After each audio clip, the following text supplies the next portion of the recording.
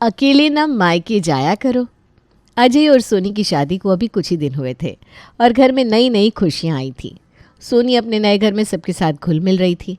दूसरी ओर अजय के कमरे में उसकी माँ लीलावती उसे कुछ ज़रूरी बातें समझा रही है। वो चाहती थी कि अजय शादीशुदा ज़िंदगी को समझदारी से संभाले, लेकिन उनके विचार अब भी पुराने ज़माने के थे। देखो बेटा, शादी तो हो गई, अब तेरी जिम्मेदारियां भी बढ़ गई हैं। हाँ माँ, मैं समझता हूँ। अब तुम्हें हर चीज़ सोच समझ कर करनी होगी। हाँ माँ, मैं शादीशुदा हूँ, मेरी ज़िंदगी बदल गई है। बिल्कुल, लेकिन बेटा मैं तुम्हें एक बहुत ज़रूरी बात समझाना चाहती हूँ। क्या माँ? देखो, सोनी तुम्हारे घर आई है, तुम्हारी ज़िंदगी में समा गई है, लेकिन तुम्हें कभी भी उसके मायके नहीं जाना चाहिए। क्यों माँ? ससुराल जाने में क्या गलत है? वो भी तो यहाँ आई है। बेटा, औरत का ससुराल उसका घर होता है और आदमी का अपना घर ही उसकी पहचान होती है। हाँ, ये सब कुछ पुराना हो चुका है। देखो, अगर तुम सोनी के मायके जाओगे तो लोग कहेंगे कि अपनी बीवी के घर पर पल रहा है, तुम्हारी इज्जत कम हो जाएगी। माँ, ऐसा क्यों कह रही हो? अगर सोनी अपने मायके जाती है तो मैं क्यों नहीं जा सकता उसके साथ? अरे बेटा, दुनिया का दस्तूर यही है, लोग क्या कहेंगे? माँ, लोगों को तो कुछ भी कहने से मतलब है। लड़का अगर ससुराल जाए तो उसे अच्छा नहीं माना जाता। तुम्हें अपने घर की इज्जत बनाए रखनी है। लेकिन माँ, अगर सोनी को उसके मायके जाने से कोई नहीं रोकता तो मुझे क्यों रोका जा रहा है? अजय, औरतों के लिए मायका हमेशा उसका ससुराल होता है, लेकिन मर्द का ससुराल कभी उसका घर नहीं हो सकता। अजय को लीलावती की बात अजीब लगती है, लेकिन वो फिलहाल चुप रहता है। सोनी को अपने मायके गए हुए काफ़ी दिन हो चुके थे। उसे अपने माता पिता की याद आ रही थी, इसलिए वो अपने ससुराल में अपनी सास लीलावती से मायके जाने की इजाज़त मांगती है। साथ ही इस बार वो चाहती है कि अजय भी उसके साथ चले। माँ जी, आपसे एक बात कहनी थी। हाँ बहू, बोलो, क्या बात है? वो कई दिन हो गए मायके गए हुए। इस बार सोच रही थी कि अजय को भी साथ ले जाऊं, ताकि वो भी पापा मम्मी से मिल ले। लीलावती ये सुनकर चौंक जाती है। वो अपना काम रोक कर सोनी की तरफ देखती है। अजय अजय को साथ ले जाने की क्या ज़रूरत है? वो भी मम्मी पापा से मिल लेंगे ना। तुम्हें जाना है तो तुम जा सकती हो, अजय तुम्हारे साथ नहीं आएगा। उसकी तुम्हारे ससुराल जाने की क्या ज़रूरत है? माँ जी, ज़रूरत नहीं है, पर अच्छा लगता है ना। जब मैं यहाँ रहती हूँ तो आप सबके साथ वक्त बिताती हूँ। वैसे ही अगर अजय भी मायके जाएगा तो मम्मी पापा को भी अच्छा लगेगा ना। बहू, इस बार तो मुमकिन नहीं है, मेरी तबीयत ठीक नहीं है। माँ जी, अगर आपकी तबीयत सही नहीं है तो मैं भी नहीं जाती हूँ। नहीं नहीं नहीं, अजय यहीं रुक जाएगा, वो मेरा ख्याल रख लेगा। तुम अपने घर आराम से होकर आओ। पर माँ जी, जब मैं आपके घर आई थी तो आपने कहा था कि ससुराल ही औरत का असली घर होता है। अगर आपकी तबीयत खराब है तो मैं मायके कैसे जा सकती हूँ? अजीब बातें कर रही हो बहू। जब मम्मी पापा की याद आ रही है तो चली जाओ ना, अजय फिर कभी चला जाएगा। पर माँ जी, बार बार कुछ नहीं। तुम चाहो तो अकेले चली जाओ, लेकिन अजय अभी नहीं आ पाएगा। पर माँ जी, मैं बाद में उन्हीं के साथ चली जाती तो। अब कोई बहस नहीं, मैंने कहा ना, अजय को बहुत ज़रूरी काम भी है। अगर वो भी तुम्हारे साथ चला जाएगा तो यहाँ कौन देखेगा? ठीक है माँ जी, मैं अकेले ही चली जाऊँगी। सोनी मायूस होकर अपने मायके जाने की तैयारी करने लगती है, लेकिन उसका मन बेचैन रहता है।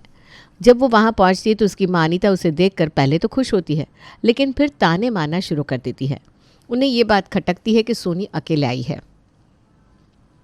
अरे सोनी, तू आ गई? बहुत दिनों बाद आई बेटा, आजा बैठ, आराम कर। कैसी है मेरी बेटी?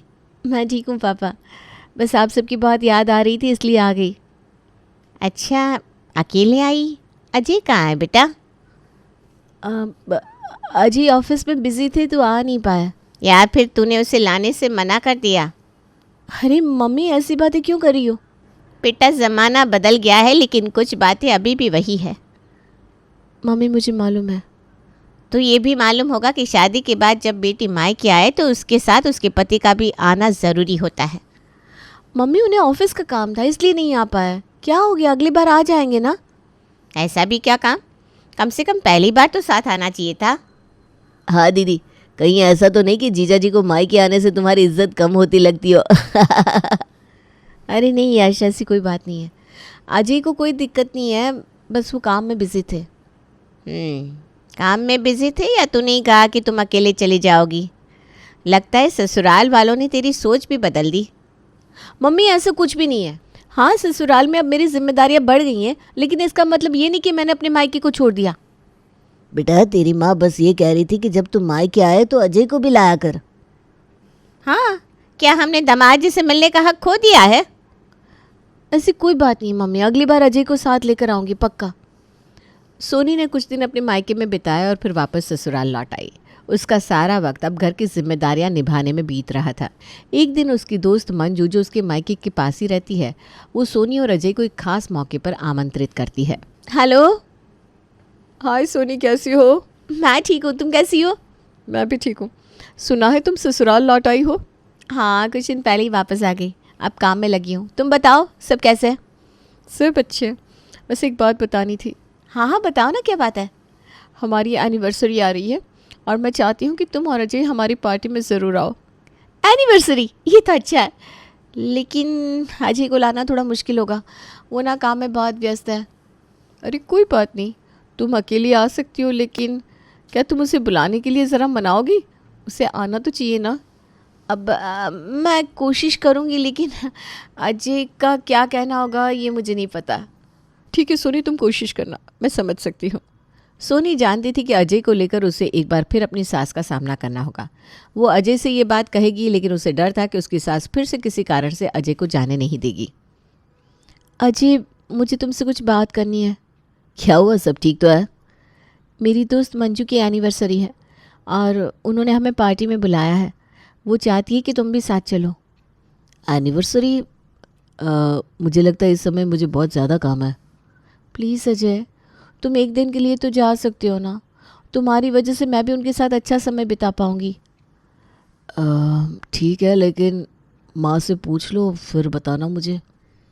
सोनी और अजय की बातचीत में एक और बार वो दुविधा उभरती है। सोनी बहुत हिम्मत करके अपनी सास ललिता से पार्टी की बात करती है।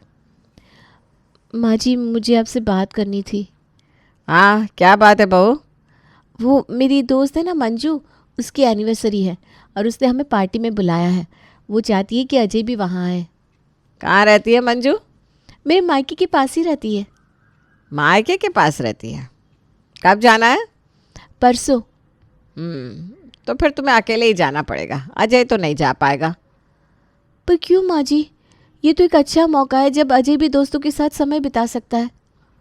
तुम तो जानती हो तुम्हारी ननद सीमा की परीक्षा भी है उसी दिन, तो फिर अजय को तो घर में रहना पड़ेगा ना। लेकिन माँ जी, सीमा दीदी की परीक्षा तो तय नहीं हुई थी।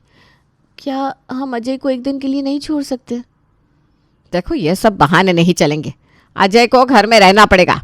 तुम्हारी ननद की परीक्षा अहम है, इसलिए तुम अकेले ही चली जाओ। अजय को साथ ले जाने का कोई मतलब नहीं है। ठीक है माँ जी, अगर आपको यही ठीक लगता है तो मैं अकेले ही जाऊंगी। सोनी को समझ में आ जाता है कि लीलावती ने फिर से कोई बहाना बना दिया है ताकि अजय को पार्टी में न जाने दिया जाए। सोनी पार्टी में अकेले चली जाती है और वहाँ उसके दोस्त कुछ देर बाद ही उसका मजाक उड़ाने लगते हैं। अरे सोनी, तुम अकेले आई हो? अजय कहाँ है? अरे वो ना बिजी था, तो मैंने सोचा मैं अकेले ही आकर आप लोगों से मिल लूँ। तुम दोनों के बीच में कुछ ठीक नहीं चल रहा है ना? क्या? ऐसा कुछ नहीं विक्रम। क्या तुम अब ये कहना चाहती हो कि तुम दोनों के बीच सब कुछ बिल्कुल सही है, फिर भी अजय तुम्हारे साथ नहीं आता? पता नहीं यार विक्रम, शायद सोनी और अजय के बीच कुछ तो है जो हम समझ नहीं पा रहे। और वैसे भी अगर सब ठीक होता तो वो अपनी बीवी के साथ पार्टी में आता। अरे क्या मतलब है ये सब कहने का? अरे सोनी, हम सिर्फ मजाक कर रहे हैं। अगर तुम ठीक हो तो कोई बात नहीं। पर सच सच बताओ, क्या तुम दोनों के बीच कोई समस्या तो नहीं है? रोहन ने सही कहा सोनी, अजय को साथ लाने के बजाय अकेले आना ही बेहतर समझा। तो कुछ तो गड़बड़ होगी ना। सोनी की आंखों में एक हल्की सी उदासी झलकने लगी। वो जानती थी कि वो मजाक नहीं है, बल्कि ये उसके और अजय के रिश्ते पर सवाल उठाने जैसा है। फिर वो मंजू की बातों को जवाब देती है। ऐसा कुछ नहीं है, सब ठीक है। अजय थोड़ा बिजी थे बस इसलिए। तो क्या तुम हमें ये बताना चाहती हो कि तुम्हारा पति इतनी जिम्मेदारियां लेकर घर पर बैठा है और तुम अकेले यहाँ पार्टी में मज़े करने आई हो? यही तो है, शायद अजय को तुमसे ज़्यादा कुछ और अहम लगा और सोनी यहाँ अकेले आ गई। तुम लोग क्या समझ रहे हो? मुझे तो समझ में नहीं आता। अजय सिर्फ काम में व्यस्त है और कोई बात नहीं है। क्या बात कर रही है सोनी? तुम दोनों के बीच कोई मसला तो ज़रूर है। हो सकता है, अब तो तुम अजय से ज़्यादा अपने दोस्तों के साथ समय बिताती हो। सोनी, तुम अपने पति को हमें मिलवाना क्यों नहीं चाहती? क्यों नहीं लाती उसे यहाँ, हम भी तो देखे उसे। सोनी जानती थी कि अजय को पार्टी में न लाने से उसे ताने और गलतफहमियां सुननी पड़ेगी, लेकिन उसके दोस्तों के ताने अब उसे और ज़्यादा खटकने लगे थे। उसे लगता है कि चाहे वो कितनी भी कोशिश करे, लोग हमेशा उसकी और अजय की व्यक्तिगत ज़िंदगी पर सवाल उठाएंगे। इसलिए वो मन बनाकर निकलती है कि अब की बार वो अजय को अपने साथ मायके लेकर ही जाएगी। क्या अपने ससुराल जाना इतना बुरा होता है? आज अपने दोस्तों से झूठ बोल कर देखता हूँ कि मैं भी अपने ससुराल गया था, फिर देखता हूँ वो क्या कहते हैं। क्या सोच रहा है अकेले बैठे बैठे? अरे कुछ नहीं यार, बस कल ही अपने ससुराल से घूम कर आया हूँ। क्या तो अपने ससुराल गया था? हाँ, 3 दिन वहीं रुका था। भाई तेरी तो इज्जत कम हो गई होगी। अरे तू किस ज़माने में जी रहा है भाई? ससुराल में इतनी इज्जत मिलती है जितनी शायद अपने घर में नहीं मिलती। फिर भी एक आदमी का ससुराल में ज़्यादा दिन रुकना ठीक नहीं लगता। रुकना क्या, वहाँ जाना भी ठीक नहीं होता है। क्यों नहीं? जब मेरी पत्नी अपने मायके से ससुराल आती है और यहाँ महीनों तक रहती है, तो मैं अपनी पत्नी के मायके में कुछ दिन क्यों नहीं रह सकता? तो फिर तू भी चूड़ी पहनकर लड़की बन जा और अपने ससुराल में रहने लग। सही कह रहा है रोहन। एक काम कर, तू बिल्कुल बराबरी कर। 6 महीने तू ससुराल रह, 6 महीने भाभी जी ससुराल रहेंगी। अपने दोस्तों की ऐसी बातें सुनकर अजय को लगता है कि शायद उसकी माँ कहीं ना कहीं सही कह रही थी कि लड़कों को लड़की के मायके जाना ज़्यादा शोभा नहीं देता। वहीं दूसरी तरफ फ़ोन की घंटी बजती है। सोनी फ़ोन उठाती है। फ़ोन के उस तरफ से उसकी माँ बोलती है, हेलो मम्मी।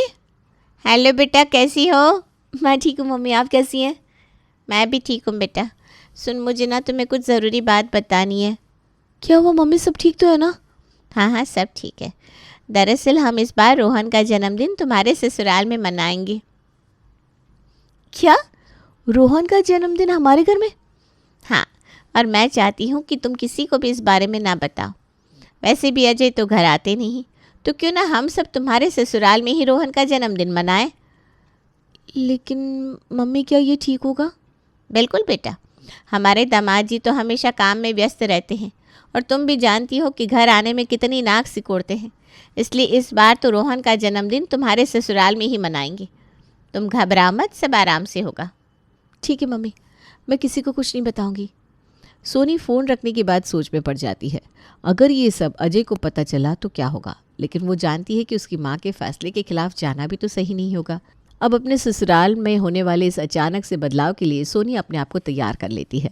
कुछ दिनों बाद गेट पर खटखट की आवाज़ होती है। अजय दरवाज़ा खोलता है और हैरान रह जाता है। आप लोग यहाँ, क्या हुआ? क्या हुआ दामाद जी? क्या अपनी सास को घर में आने की इजाज़त नहीं दोगे? अरे नहीं नहीं, ऐसा नहीं है, बस थोड़ा अचंभा हो गया था आप लोगों को अचानक से देखकर। अजय ने गेट को और चौड़ा करके सबको अंदर बुलाया। अनीता और बाकी परिवार अंदर आ जाते हैं। सब एक दूसरे के हालचाल पूछते हैं। दामाद जी, हमने आपका इतना इंतज़ार किया, आप तो आए नहीं, तो हमने सोचा हम ही चले जाते हैं आपसे मिलने। जी मम्मी जी, ये तो आपने बहुत अच्छा किया। रोहन का जन्मदिन है आज, और हमने सोचा क्यों ना इस बार आपके घर में मनाया जाए। अरे मुझे तो बताया ही नहीं गया था, मैं भी कुछ तैयारी कर लेता। अरे जीजू, अगर आपको बताना होता तो सरप्राइज़ क्या रह जाता। वैसे भी दामाद जी, आप हमारी बेटी के लिए इतना कुछ कर रहे हैं और आपको बताकर फिर दोबारा मेहनत कराना अच्छी बात तो नहीं होती। अरे मम्मी जी, इसमें मेहनत वाली क्या बात है? रोहन मेरा भी तो भतीजा है। इसीलिए दामाद जी, आपको सिर्फ सेलिब्रेट करने का हक है, काम धाम करने का नहीं। अजय कुछ पल के लिए सोचता है, फिर गहरी सांस लेकर मुस्कुराता है। वो सोनी से और परिवार से बात करता है। फिर सब मिलकर जन्मदिन की तैयारी करते हैं। अजय को उसके ही घर में उसके ससुराल वाले उसकी बहुत खातिरदारी करते हैं। दामाद जी, कुछ और चाहिए तो बताइए, यहाँ आपकी हर ज़रूरत का ध्यान रखा जाएगा। अरे मम्मी जी, मुझे तो मेरे ही घर में राजा जैसा सम्मान मिल रहा है। जीजा जी, ससुराल वालों से इज्जत ज़्यादा मिलती है, अब चाहे वो आपके घर में हो या ससुराल में। सच कहूँ तो जितनी इज्जत आप लोगों से मिल रही है ना, उतनी शायद अपने घर में भी नहीं मिलेगी। घर के सभी लोग ये बात सुनकर हंस पड़ते हैं। अजय महसूस करता है कि ससुराल वाले भी अपने ही होते हैं। केक काटने का वक्त भी जल्द आ जाता है। दामाद जी, आप ही के घर में तो पार्टी हो रही है, तो क्यों ना आप ही केक काटे। हाँ दामाद जी, ये मौका बिल्कुल आपके लिए है। अरे क्या बात है, आप लोग मुझसे बड़े होकर मुझे इतनी इज्जत दे रहे हैं। कायदा तो ये कहता है कि रोहन का केक आप लोगों को काटना चाहिए। बस दामाद जी, अब कोई बहाना नहीं चलेगा, आप ही तो इस घर के राजा हैं। अब इस खुशियों के मौके पर हमें भी आपका साथ चाहिए। सही कहा अनीता जी, अभी कटवाइए। ठीक है, कटवाता हूँ। अजय केक कटवाने के लिए आगे बढ़ता है और सभी लोग तालियां बजाते हुए उसकी तरफ देखते हैं। ये पल अजय के लिए थोड़ा अजीब ज़रूर था, लेकिन वो समझता है कि रिश्तों की असली अहमियत यही होती है।